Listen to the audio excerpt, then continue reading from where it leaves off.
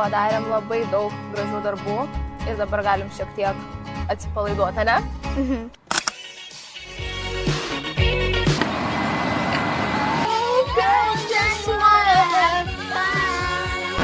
Niekada nebuvau probro, gal nuvarom?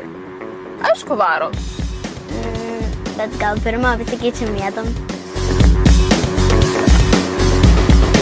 Segam diržus. Lėtai užvažiuokite ant konvejerio.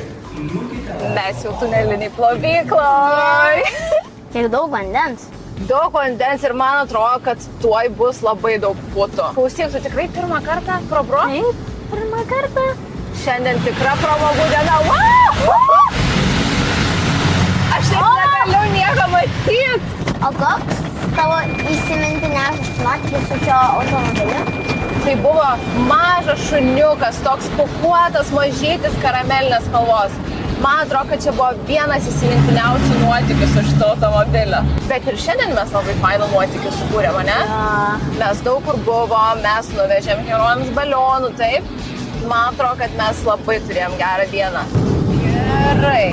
Pažiūrėk, Liepa, čia yra siurbliai ir čia galima susitvarkyti automobilio vidų. Padėsi man išsisiurbti? O tu pastebėjai, kaip greitai mums išplovė mašiną per 96 sekundės.